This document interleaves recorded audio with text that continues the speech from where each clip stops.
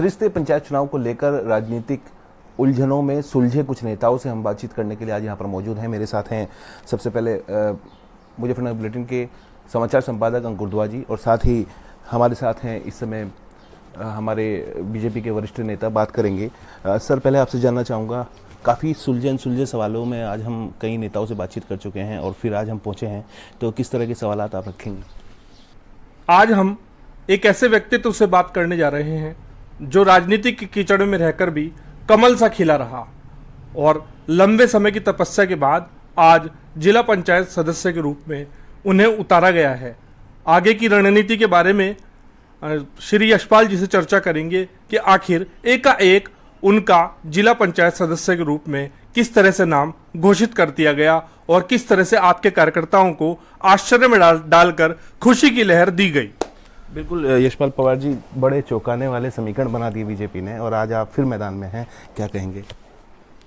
मैं मैदान में हूँ, ये विषय मेरे सामने आया और वास्तव में जिस प्रकार आप लोगों को चौंकाया, पार्टी हाईकमान ने मुझको भी इस हिसाब से चौंकाया। त्रिस्तरीय पंचायत चुनाव यानी कि ग्राम प्रधानी और ब्लॉक प्रमुख और जिला पंचायत अध्यक्ष, उस पर एक साल पहले पार्टी हाईकमान ने काम शुरू किया था। 12 मार्च 2020 को हमें लखनऊ बुलाया गया था और वहाँ मुझे इसका प्रभारी घोषित करके ये आदेश दिया गया था कि आप पूरे जिले में भारतीय जनता पार्टी का एक संगठन खड़ा करेंगे जो पंचायत चुनाव का प्रभारी होगा। जिले की संचालन समिति है, ब्लॉक की संचालन समिति है और हमारे 43 वार्डों की भी संचालन समिति है। उन सब हमने एक स्ट्रक्चर वो खड़ा किया। आखिर में जब प्रत्याशी चयन की बात आई, हम लोग जिले से अपने मंडल अध्यक्ष जी यहाँ बैठे हैं, वो सब महत्वपूर्ण लोग थे। वो जो हमने एक संचालन समिति बनाई थी, उनसे हमने जिले से वार्ड वाइज नाम लिए। वार्ड वाइज नाम लिए गए और उनकी स्क्रूटनी शुरू हुई। सभी हमारे माननीय मंत्री, हमारे विधायक, हमारे प्रदेश के मंत्री, प्रदेश के प्रवक्ता, वो सब लोग बैठे उस लिस्ट को छांटने लगे। जो ये वार्ड 33 है, जब इसका बात आया तो मेरा नाम हाईकमान ने लिख दिया। हाईकमान के सामने मैं चुप था, कोई क्रॉस करने का मेरा स्वभाव नहीं था, कोई मेरा साहस नहीं था। बाद में मैंने भी यही सवाल किया कि मेरा राजनीतिक जीवन 42 साल से सक्रिय राजनीति में मैं भूमिका निभा रहा हूँ, कभी मैंने एमपी एमएलए के अलावा कोई टिकट नहीं मांगा। पार्टी ने दिया ठीक, नहीं दिया तो ठीक, अपने काम पे चलता रहा। और अचानक पंचायत सदस्य का चुनाव मुझे लड़ाना, ये बड़ी अजीबोगरीब बात है। तो हाईकमान ने कहा कि जिस प्रकार इन पंचायत चुनाव में भ्रष्टाचार कहें, बाहुबली कहें या कुछ और भी कहें, वो आ गया है। कहीं ना कहीं उसकी सूचिता के लिए, पार्टी विद द डिफरेंस दिखने के लिए इन चीज को हम एक साफ कर रहे हैं। और यही कारण है जिस प्रकार उत्तर प्रदेश को योगी आदित्यनाथ जी ने अपराध मुक्त किया है।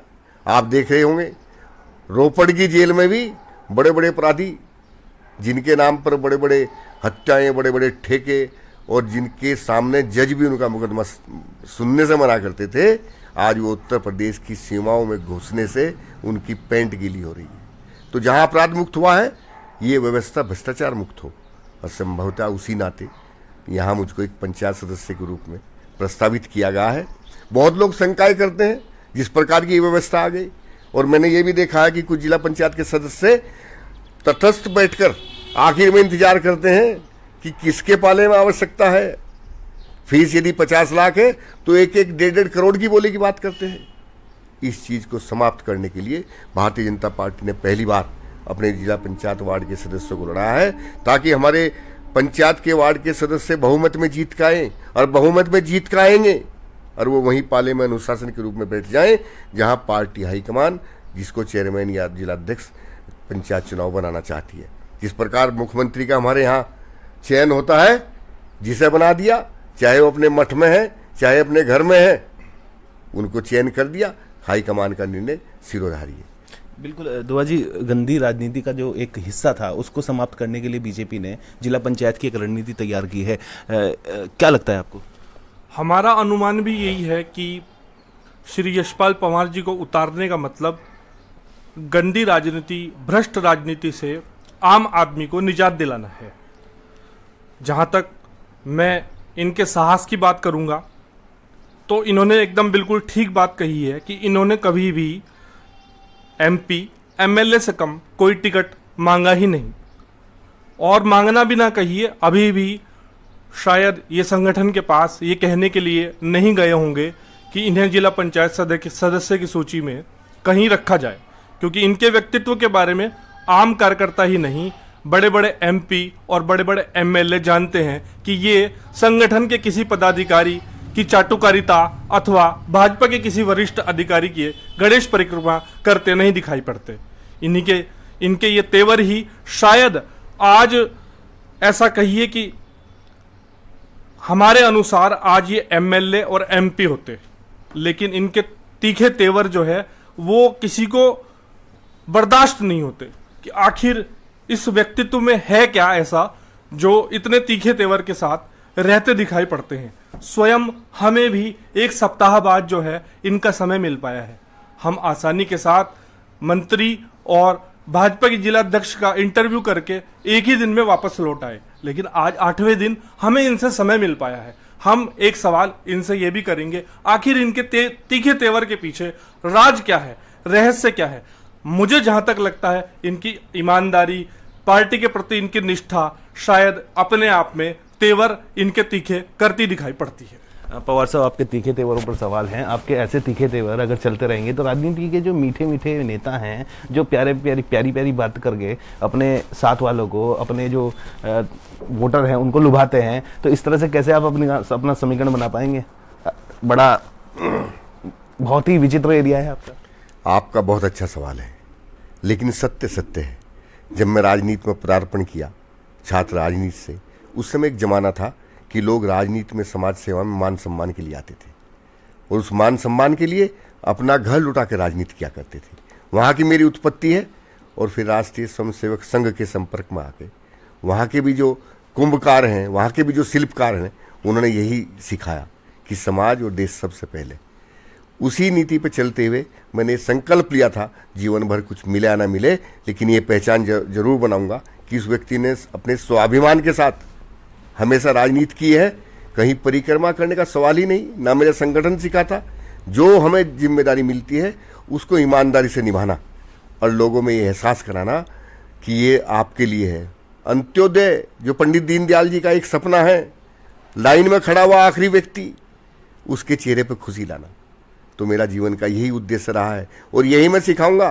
कल भी मैं कई गाँव में बोल रहा था, चाहे भंगेला हो, चाहे दाहोद हो, चाहे फीमपुर हो, चाहे ककराला हो, चाहे पिपलड़ा हो, मैं कह रहा था, मगर साथियों यहाँ बहुत लोग आएंगे कि मैं यहाँ विकास करूँगा। मैं कह रहा हूँ मैं कोई विकास नहीं करूँगा। जो विकास का धन होगा वो आपका है।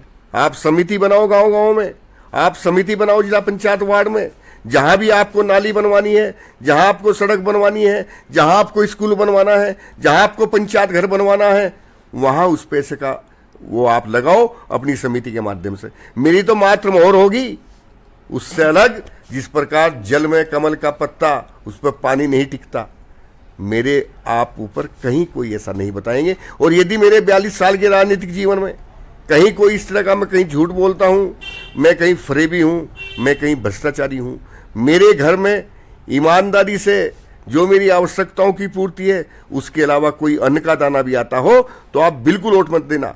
और आपको लगे कि आपके जिला पंचायत का सदस्य बिकने के लिए नहीं, आपके लिए आया है, आपको लगे कि हाँ ये हमारा सम्मान बढ़ाएगा और जिले में हम गौरव से कहेंगे कि हमारे प्रतिनिधि को देखो, तो आप भरपूर समर्थन देना और दिलवाना। और साथियों, एक बड़ी कहावत थी, बोया पेड़ बबूल का तो आम कहाँ से खाए। यदि आप ऐसे ही बोओगे तो ऐसे ही पाओगे। लेकिन मेरी ये जरूर आपको आश्वासन है, यदि आप मेरा पेड़ बोओगे तो आपको छाया भी मिलेगी और फल भी भरपूर मिलेंगे, जो आप ही के लिए होंगे, मेरे लिए नहीं। क्योंकि फल कभी अपना वृक्ष नहीं, जो है फल नहीं खाता वृक्ष, ये हम प्रकृति के नियम को जानते हैं। तो उसी राजनीतिक सुचिता के लिए हम क्षेत्र में जा रहे हैं और लोग बहुत भारी बहुमत से और बड़े खुले मन से उस बात को स्वीकार कर रहे हैं। और यही मेरा सौभाग्य है, यही मेरी एक्सेप्टेंस है, स्वीकार्यता है लोगों में कि हाँ जो ये कह रहा है वही होगा। और आप तो मगर एक गाँव का प्रधान बना रहे हो, उसी प्रधान में उलझे हो, वही खर्चे कर रहे हो। गाँव के 2-3 गुट हैं, वो गुटों में आप बटे हुए हो। जिला पंचायत या अन्य आपके लिए कुछ नहीं है। पर ये चुनाव चिन्ह गौण मत कर देना। आपका एक गांव का प्रधान है, ये जिले के 500 गांव का प्रधान बनेगा। 498 गांव हैं इस जनपद में, वो आपका गौरव बढ़ाएगा। बनाए कोई, ये भारतीय जनता पार्टी का काम है। लेकिन आपके सदस्य बिकेंगे नहीं। तो ये मैंने निवेदन किया है, लोगों को पसंद आ रही है बात। आत्मसम्मान की लड़ाई, आत्मसम्मान की राजनीति और स्पष्ट राजनीति, जो कहना है कह दिया, उसके बाद पीछे कदम नहीं हटाना है। एक लगता है दुआ जी कि मतलब एक जो पुराना एक साफ सुथरी राजनीति का कॉलर हुआ करता था वो अब चमकेगा। शायद इनकी बेबाकी के अंदाज यही कहते दिखाई पड़ रहे हैं कि राजनीति में 42 वर्षों का कार्यकाल बिताने के बाद भी आज इनके कॉलर पे किसी तरह का कोई दाग नहीं दिखाई पड़ता। शायद जहां तक मुझे याद है, मैंने वो दिन भी देखे हैं जब माननीय प्रधानमंत्री मुख्यमंत्री के रूप में उस समय थे और यहाँ पर आए थे और अकेले मंच पर एसडी कॉलेज के मैदान में यशपाल पवार जी को बिठाया गया था। संभवतः अनुराधा जी का चुनाव सांसदी का था 2009 में, और अकेले इनको ही माननीय मंच पर बिठाया गया था। उस समय माननीय नरेंद्र मोदी जी मुख्यमंत्री थे गुजरात के। शायद तभी से इनके तीखे तेवर चलते चले आ रहे हैं और आज तक जू के तू कायम है। शायद इनकी ईमानदारी, इनकी निष्ठा के कारण ही इनके तीखे तेवर कार्यकर्ताओं एवं बड़े बड़े राजनीतिक लोगों को दिखाई पड़ते हैं। अगला सवाल मेरा यशपाल जी से यही रहेगा कि अपनी जिला पंचायत सदस्य सीट लड़ते हुए जिले में किस तरह से वे अन्य सदस्यों को जीत हासिल कराएंगे, क्योंकि जिला पंचायत प्रभारी का पद भी इनके ऊपर है। तो इनके लिए एक कड़ी चुनौती सामने है कि आखिर ये दोनों कार्य एक साथ किस तरह से किए जाएंगे। दूसरा सवाल मेरा ये रहेगा कि आपकी पार्टी आज कई आरोपों से घिरी है, किसान आरोपों से घिरी है, महंगाई के आरोपों से घिरी है। आज पेट्रोल की कीमत 90 रुपए प्रति लीटर पहुंच गई है, सिलेंडर 800 रुपए पहुंच गया है। वो बात अलग है कि सिलेंडर पे आज कोई ब्लैक होती नहीं दिखाई पड़ती। अन्य कार्यकाल में सिलेंडर 1000 रुपए का लिया जाता था, लेकिन आज 800 रुपए का या 900 रुपए का सिलेंडर मिलने के बाद भी आपकी सरकार पर आरोप है कि आपकी सरकार ने महंगाई बहुत दी है और उस पर कोई नियंत्रण आपकी सरकार का नहीं है। कल आप मतदाताओं के बीच में जाएंगे तो क्या आपके मुद्दे रहेंगे? विकास का आपका मुद्दा रहेगा? महंगाई की मार को आप कैसे मतदाताओं के बीच जाकर के झेलेंगे? इन सब सवालों के जवाब हम आपसे आज जरूर लेंगे। बिल्कुल, पहला सवाल जो किया है दुआ जी ने पवार साहब के दो जिम्मेदारियाँ और बड़ी जिम्मेदारियाँ कैसे निभाएंगे पूरी जिम्मेदारी? जहाँ दो जिम्मेदारियों की बात है, अभी भी मेरे पे सुबह ही 2 वार्डों के हमारे प्रत्याशियों के फ़ोन आए, कहने लगे भाई साहब हमारा चुनाव चिन्ह आ जा तो आप जरा हमारे साथ आना, इन गाँव में आप घूमना, आपको लोग वहाँ से कह रहे हैं। क्योंकि लंबे समय से राजनीति में हूँ, यहाँ मैं जिलाध्यक्ष भी रहा हूँ, लोगों को पसंद आया मेरा कार्यकाल, मेरी कार्यशैली।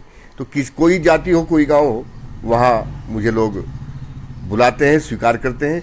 इस नाते मुझे अपने क्षेत्र में जाने की आवश्यकता नहीं, वहाँ तो जाऊँगा, चुनाव चिन्ह बताऊँगा और क्षेत्रों में मैं वहाँ उन पार्टी कार्यकर्ताओं की मदद करूँगा। अगर हम लोगों की अपने चुनाव में ही गिर जाना, वहीं संघर्ष करना, तो कहेंगे फिर हम नेता हैं। आपने एक बात और बहुत पहले कही थी कि आपने ये संकल्प कैसे लिया। मैं आपको छोटा सा मैं बता दूं, मैं 1980 में एडवोकेट हुआ, वकालत करने लगा, छात्र राजनीति से आया था, वो काफिला मेरे साथ लग गया। मेरे बाबूजी भी यहाँ एडवोकेट थे, उन्होंने कहा तू राजनीति कर ले या यो कर ले। मैंने कहा मैं तो राजनीति ही करूँगा। फिर कहने लगे कि फिर खाएगा कहाँ से, पहले बेटा कुछ काम कर, उसके बाद राजनीति कर। लोग कहेंगे कि करता क्या है अगर राजनीति ही करता है, अगर इसका मतलब यहीं से खाता है। तो 1980 में मैंने ट्रक बना के और उसके बाद राजनीति शुरू कर दी। 27 साल मेरे ट्रक चले। उसके बाद ग्रुप के साथ ही कहीं प्रॉपर्टी वगैरह में आजीविका के लिए वो सब चलता रहा। तो ये शुरुआत संस्कारों से ही हुई थी। और जहां आपने कहा कि आप दोनों जिम्मेदारियां, हालांकि पार्टी को मैंने कहा है कि किसी और नेता को भी इस काम में लगा दें, और मुझे कोई वहाँ समस्या नहीं है क्षेत्र में। अपने क्षेत्र में चुनाव चिन्ह एक बार बताना है, 2-3 दिन का मेरा काम है।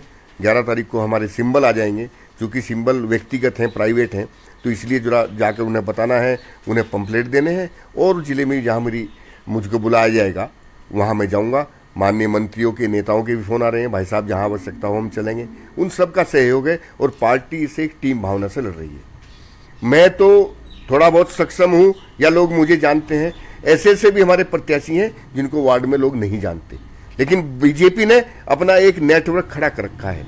एक वार्ड जिसमें 10, 20, 21, 25 गांव होंगे, उन हर गांव का हमारा एक संयोजक है जो गांव की वहां टीम बनाएगा, जो सभी ग्रुप में राजनीति जो लड़ रही है प्रधानों की उनमें घुमाएगा, जो सभी जातियों में घुमाएगा। उसके ऊपर उस जो गांव है उस वार्ड पंचायत के, उसकी एक संचालन समिति है। सारी व्यवस्थाएं पहले से पार्टी ने तैयार की हैं। ये कार्यालय प्रमुख होगा, ये प्रचार प्रमुख होगा, ये भोजन की व्यवस्था देखेगा, ये संपर्क का काम करेगा। तो सब जगह ऑटोमेटिक वो टीम है, वो टीम भी काम करेगी और जहां हम लोगों की आवश्यकता होगी, उन नेताओं की आवश्यकता की, वो सब वहां पहुंचेंगे।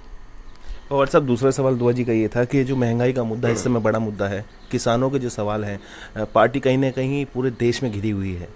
इन सब समस्याओं का, इन सब सवालों का जवाब अगर आपसे कहीं मांगा जाता है तो इसका समाधान आप कैसे करेंगे?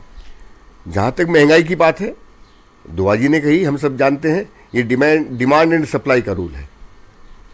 अभी पेट्रोलियम पदार्थों की बात बढ़ने की आई, ये कांग्रेस के समय से ही हो गया था कि जो कच्चा तेल होगा उसके हिसाब से उसका वो सीधा वो होगा। सरकार उस बारे में भी, हमारी जो माननीय वित्त मंत्री हैं उन्होंने कहा भी था कि हम इसको जीएसटी पे लाके इसका प्रयास करेंगे। और जो महंगाई पड़ी है सरकार उसके बारे में भी देख रही है। और निश्चित रूप से मैं, जैसे हम लोगों में घूमते हैं, वो भी इस बात को महसूस करते हैं कि हाँ ये अप डाउन हमेशा चले हैं। हमने तो ये भी देखा है कि आलू और प्याज पर 4-4 प्रदेश चले गए। तो वो अवेयरनेस लोगों में आई है, वो जागरूकता आई है कि ये देश का सवाल है। उन्हें पता है कि तुम्हारा पीएम और तुम्हारा सीएम, उनका कोई जेब नहीं है, उनका परिवार वही सामान्य जिंदगी जीता है। मुख्यमंत्री की बहन मंदिर के सामने फूल बेच रही है, पीएम का भाई पतंग बेच रहा है, पेट्रोल में तेल गिर रहा है। कहीं सुना है ये? वरना भाई हो, भतीजा हो, बहू हो, पुत्र वधू हो, सबकी संपत्ति आप देखें करोड़ों में पहुंच गई है। जो कभी वो कच्चे घर आपको दिखाए जाते हों, ये बिहार के मुख्यमंत्री रहे हो या उत्तर प्रदेश के मुख्यमंत्री रहे हो। और आज कुछ मुख्यमंत्री जो रहे हैं वो ईडी से घबरा रहे हैं, चुनाव भी लड़ने की हिम्मत नहीं कर रहे हैं। तो जिसके मन में कोई चोर नहीं, जिसके जीवन में कोई चोरी नहीं, जिसके मन में कोई खोट नहीं, वही आंखें मिलाकर बात करता है। तो इसलिए भारतीय जनता पार्टी इस बात को समझती है कि जो भारतीय जनता पार्टी ने देश में और पूरी दुनिया में एक सम्मान दिया है, जो विकास दिया है, आज इंफ्रास्ट्रक्चर आप देखिए किस प्रकार हाईवे बन रहे हैं, सड़कें बन रही हैं, गुणवत्ता की बात हो रही है। एकदम इतने बड़े समाज को, इतने बड़े सिस्टम को आप चेंज नहीं कर सकते। आहिस्ता आहिस्ता कल पुर्जे बदले जाएंगे, आहिस्ता आहिस्ता ग्रीसिंग होगी और फिर ऐसा इलाज होगा। आज ब्यूरोक्रेट्स को देखिए, बड़े बड़े नेताओं को देखिए, सब उस ईडी से घबरा रहे हैं। और दूसरे लोग चुनौती के लिए आ रहे हैं, उनकी महागाड़ी 100 करोड़ एक महीने में चाहिए। कोई मरे, अंबानी मरे, अमिताभ मरे, कोई ऐश्वर्या मरे, कोई मरे, लेकिन हमें 100 करोड़ चाहिए। वो गिरे हुए हैं। ऐसा ही पहले भी होता था, चाहे शराब माफिया हो, चाहे खनन माफिया हो, सबकी पार्टनरशिप सीधे मुख्यमंत्री से होती थी। आज बताए तो सही, 4 साल का कार्यकाल हो गया, कहीं किसी की कोई इस तरह की कोई शिकायत। तो हम इन्हीं उपलब्धियों पे, इसी स्वच्छता पे हम लेके जाएंगे। विकास हुआ है, शौचालय कोई कल्पना कर सकता है? हंसता था विपक्ष, ये शौचालय बनवा रहे हैं, ये देश का विकास है। वो माँ बहन, हम ग्रामीण परिवेश के लोग हैं, अंधेरे में सुबह 4 बजे उठ के सोच के लिए खेतों में जाती थी, चाहे सांप पर पैर आ जाए, चाहे कूड़े पे पैर आ जाए। दिन में यदि आवश्यकता हुई तो जाती नहीं थी या फिर अंधेरे में जाती थी। वो समस्याएं कोई नहीं देख रहा था, वो समस्याएं हमने ही तो देखी हैं। तो वो लोगों के बीच खड़ी हैं, उनका समाधान, उनका विकास, और ज़्यादा विकास होगा। हम इस मुद्दे पर लोगों के बीच में जाएंगे। इसलिए प्याज को, आलू को, पेट्रोल को लोग हमें कहीं नहीं कह रहे, क्योंकि पता है ये तो डिमांड एंड सप्लाई है, बाजार है। तो हम उस बारे में ही बात कर रहे हैं। बिल्कुल दुआ जी, जो राजनीति का पुराना सड़ा गला इंजन है, उसकी सर्विसिंग की बात पवार साहब ने कही है कि उनको सर्विस करने की आवश्यकता है और धीरे धीरे जो है इनको सिस्टम में ढाला जाएगा। क्या कहेंगे आप? हम इनके जवाबों से संतुष्ट दिखाई दिए, लेकिन अभी हमें एक बात का जवाब नहीं मिल पाया। अभी इन्होंने कहा कि मैं पूर्व में जिलाध्यक्ष रह चुका हूँ, इनके कार्यकर्ता यहाँ पर मौजूद हैं, ये इन्हें आज भी वर्तमान जिलाध्यक्ष मानते हैं। चंद दिन पूर्व इनके कार्यकर्ता के साथ थाना सिविल लाइन में कोई उलझन हुई तो इन्होंने पूरा थाना ही यहीं बुला लिया। ऐसे तीखे तेवर आज भी इनके किस वजह से हैं, इसका जवाब इन्होंने अभी तक हमें नहीं दिया। हम इस बारे में जवाब जरूर लेना चाहेंगे। क्या कार्यकर्ताओं के दम पर इनके तेवर इतने तीखे रहते हैं? ना कोई पार्टी के पीछे की अप्रोच इनके साथ रहती है, ये सिर्फ अपने कार्यकर्ताओं के दम पर ही इतने तीखे अंदाज में बात करते दिखाई पड़ते हैं। पवार साहब, बिल्कुल वाकई ये जो एक राजनीति का जो शेर है और अब दहाड़ जो लगाई है, तो काफ़ी जो पुराने या ये कहें कि कुछ लोग हैं जिनके पेट में दर्द हो गया, अब वो दर्द कैसे दूर करेंगे? क्योंकि दहाड़ तो ये हमें दिख गया कि लगातार अब लगती रहेगी, लेकिन जो दर्द शुरू हुआ है कुछ लोगों के पेट में, उनके लिए डॉक्टर कहाँ से ढूंढ के लाएंगे? देखिए, आपने बहुत अच्छा सवाल किया।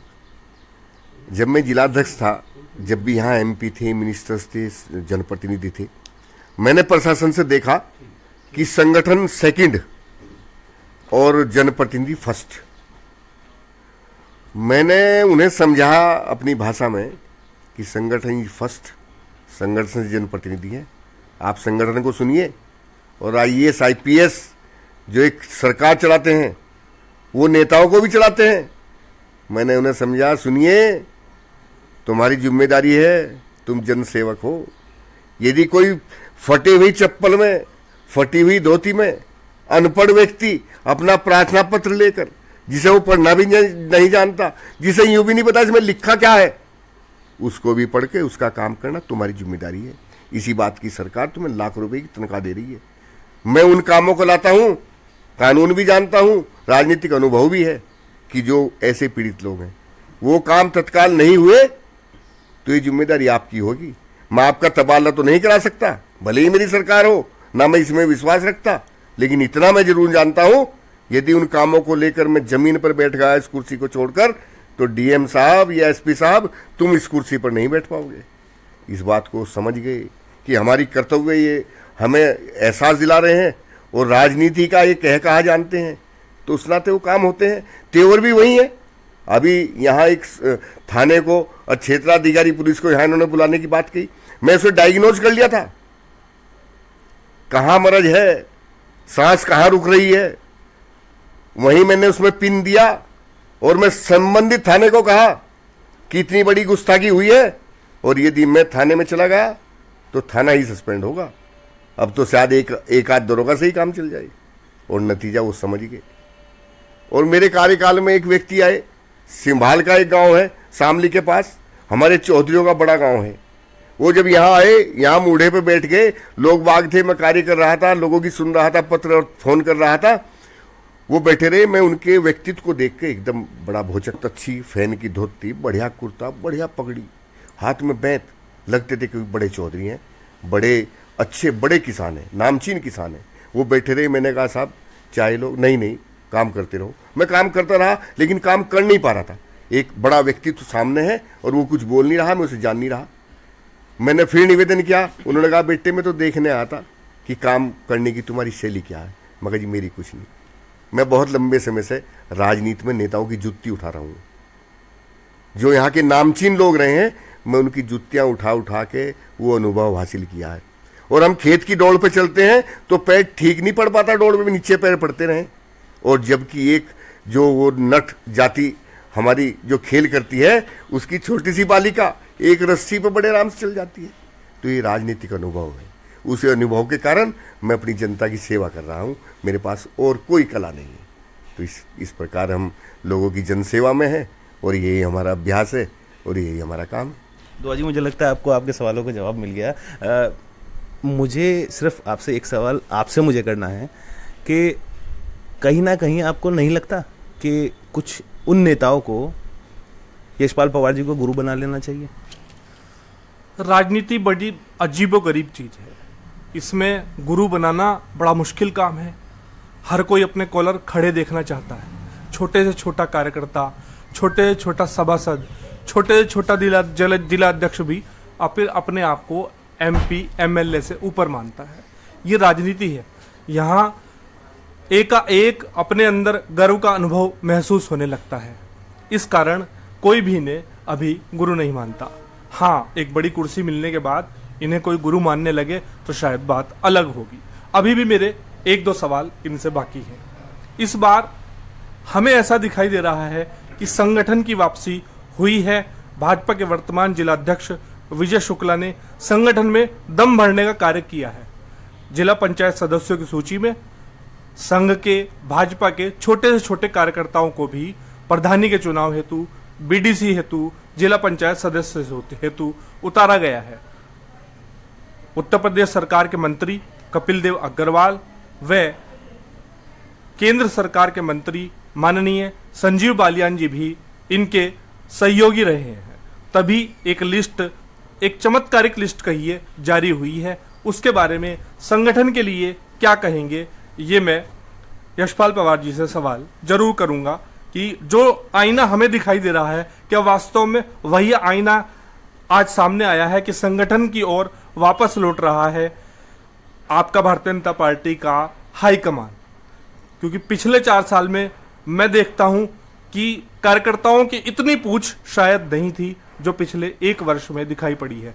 या तो ये कहिए कि 4 वर्ष का कार्यकाल उत्तर प्रदेश सरकार का पूरा होने जा रहा है, तो अपनी गलतियों की वापसी की जा रही है। इस बारे में आपका क्या कहना है? बिल्कुल, काफ़ी पवार साहब, काफ़ी चेंजेस देखे जा रहे हैं भारतीय जनता पार्टी में। छोटे छोटे कार्यकर्ताओं को सम्मान देने का काम किया जा रहा है। वही बीडीसी और जो प्रधानी हैं और जो अब जिला पंचायती है, वो आप देख ही रहे हैं, जिम्मेदारियां निभाई जा रही हैं। क्या कहेंगे? देखिए, भारतीय जनता पार्टी अपने आप में आज बड़ी पार्टी है, देश में भी, पूरी दुनिया में भी। जैसे जैसे स्वरूप बढ़ता है उसमें कुछ ना कुछ विकार आने लगता है, और बाढ़ आएगी, पता नहीं क्या क्या उसमें बहका आ जाएगा। डिमांड किस चीज़ की ज़्यादा हो जाएगी, उसमें पता नहीं क्या क्या होने लगेगा। एक बार मावे का प्रचलन हरियाणा जा रहा है, सहारनपुर जा रहा है, यमुनानगर जा रहा है, तो पता लगा सारा ही सिंथेटिक बनने लगा। दूध का कहीं नाम नहीं, वो सब कुछ बनने लगा। लोग समझ गए, नुगो अगर माँ खाओगे मर जाओगे। तो जो दीपावली वगैरह पे भी या उन पर भी फल कोई लेकर आ, कोई टॉफी ले, कोई बिस्कुट, लोगों ने ट्रेंड बदल दिया। तो भारतीय जनता पार्टी का विचार परिवार इस बात को सोचा, 4 साल की बात नहीं, वो सतत प्रयास है कि यदि कहीं खोट दिखाई दे रहा है, हमारा बालक है, हम उसको पाल रहे हैं, बड़ा होकर गलत निकल रहा है। तो मैंने ये भी देखा है, हमारे मुख्यमंत्री को उन्होंने कह दिया कि मेरा बेटा बेईमान है। एक डीएम ने स्वयं मुझे बताया, इसकी मत सुनना। क्यों कहा उसने? कि उसने उसको गलत देखा। तो जहां कहीं हमारे लोगों के द्वारा कहीं गलतियां हो रही होंगी, उनमें शुद्धिकरण का सतत प्रयास लोग करते हैं, हम भी करते हैं। मनुष्य का स्वभाव भी ऐसा है, अधोगति को जाता है, लेकिन जब गिरता है फिर विवेक उसे पकड़ता है, नहीं ऐसा ना कर, या जो है अंकुर जी की या घड़ी ना चुरा, कल को बुरा हो जाएगा। मन है, उसने फिर उसे ठीक कर दिया। इसी प्रकार भारतीय जनता पार्टी पर भी एक अंकुश के नाते से हमारा मातृ संगठन है, जो बराबर ये देखता है कि जहाँ विकार है उसको हटाओ, ये ठीक है, इसे यहाँ सजाओ। तो वही प्रक्रिया ये चल रही है, और उसी प्रकार से अनजान लोग होंगे, पार्टी को अंदर से नहीं जानते होंगे, वो इसमें चाहे 4 साल के बाद आने वाले चुनाव देखें या अन्य कुछ देखें, लेकिन भारतीय जनता पार्टी कभी लाभ हानि की बात नहीं करती, अपने सिद्धांतों से समझौता नहीं करती, और पार्टी विद द डिफरेंस दिखने का हर वक्त प्रयास करती है। जो कहीं हमारे बीच में लोग आए, वो चीज़ नहीं कार्यकर्ताओं की अपेक्षा पर पूरा कर पाए, तो दूसरे को मौका दिया जाता है। यहाँ किसी व्यक्ति की, किसी परिवार की पार्टी नहीं, किसी जाति की पार्टी नहीं, हम सब की पार्टी है। इसलिए बराबर सतत परिवर्तन का उसका अपनी एक अभ्यास है, एक अपनी प्रक्रिया है, उसी प्रक्रिया से सब चीज़ चल रही है। बिल्कुल, बदलाव की प्रक्रिया दुआ जी लेके चले हैं, और काफ़ी कुछ हम लोगों ने आज पवार साहब से बात की है, बहुत सारी चीज़ें निकल के सामने आई हैं। अगला अगर आप सवाल करना चाहें तो। सवालों की झड़ी तो बंद हो चुकी है, और इतनी विनम्रता के साथ श्री यशपाल पवार जी ने मुजफ्फरनगर बुलेटिन के तीखे और मीठे दोनों तरह के सवालों का जवाब दिया। हम जिला पंचायत प्रभारी एवं जिला पंचायत सदस्य के रूप में श्री यशपाल पवार जी का मुजफ्फरनगर बुलेटिन की ओर से बहुत बहुत धन्यवाद अदा करते हैं। बहुत बहुत धन्यवाद पवार साहब, आपका बहुत सबका धन्यवाद, बहुत बहुत धन्यवाद आपका। आप जैसे इतने बड़े और इतने पुराने अखबार को, जिसे आज भी लोग अखबार सुबह चाय की चुस्की में इतना मज़ा नहीं आता जितने आपके अखबार के उसमें मसाले में मज़ा आता है। और आपके कहीं ना कहीं वो लेख मैं उनको या हेडिंग्स उनका मैं उल्लेख नहीं कर सकता, क्योंकि कहीं ना कहीं वो राजनीतिक उस पे बिंदुओं पे टिकते हैं। ऐसे पढ़े कि लोगों को लक्ष्मीचंद चेयरमैन जी पता नहीं कब रहे होंगे, हम भी जब जवान थे, आज भी वो हेडिंग आज तक याद है। और ऐसा आपका लेखनी, क्योंकि लेखक की, पत्रकार की जो लेखनी है वही चर्चित होती है, और उसका आपने वो गुणवत्ता बनाए रखी। और निर्भीकता, आदरणीय उत्तम चंद शर्मा जी को, उनके कार्यकाल को देखा है। अगर पहाड़ भी है, चुनौती आ रही है, तो उसमें भी सर मारने का प्रयास किया है, लेकिन झुके नहीं। और उन्हीं लोगों से सीखते सीखते हमारा भी जो है स्वभाव ऐसा ही हो गया। उन्हीं सब की देन है। आप सब ने समय दिया और मेरा यहाँ इंटरव्यू लिया, मैं इसके लिए आपको साधुवाद और धन्यवाद देता हूँ। बड़े तीखे और कड़वे मीठे कुछ भी आप कह सकते हैं जो बोल थे, वो आज हमारे यशपाल पवार जी से रहे हैं। बड़े सलीके से इन्होंने हर सवाल का जवाब दिया है। चलेंगे फिर अपनी राजनीति को परिक्षेत्र में घूमेंगे और जानेंगे कि राजनीति में किस तरह के बदलाव देखे जा रहे हैं। आगे वो चेंज कर लेना ना।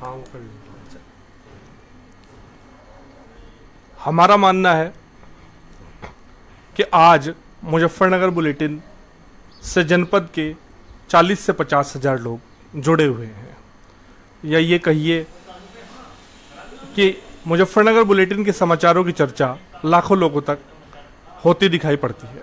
ऐसा श्री यशपाल पवार जी ने भी कहा है। लेकिन हम पिछले 8 दिनों से लगातार इनसे मिलने का प्रयास कर रहे हैं, और ये हम पर भारी आज भी पड़ते दिखाई दिए हैं, क्योंकि आज 8वें दिन इन्होंने हमें अपना समय दिया है। इससे पूर्व मैंने चर्चा की कि मंत्री के यहाँ गए, 2 मिनट में मिल के इंटरव्यू करके वापस लौट आए। जिलाध्यक्ष के यहाँ गए, 10 मिनट में इंटरव्यू करके वापस लौट आए। इनके यहाँ पहुँचते पहुँचते हमें 8 दिन लग गए। इस बेबाक अंदाज के हम भी कायल हैं। जिस तरह से इन्होंने मुजफ्फरनगर बुलेटिन के कायल होने की बातें कही हैं, इस तरह से इनकी चर्चाएं भी दूर दूर तक दिखाई पड़ती हैं।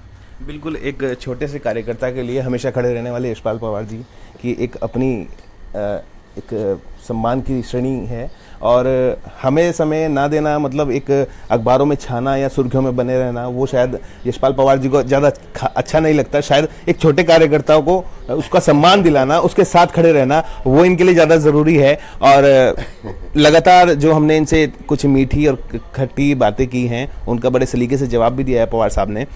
फिर राजनीति के क्षेत्र में चलेंगे और जानेंगे कुछ और नेताओं की जुड़ी कुछ बातें। अपने सहयोगी विकास गोयल के साथ दीपक वत्स, मुजफ्फरनगर बुलेटिन, मुजफ्फरनगर।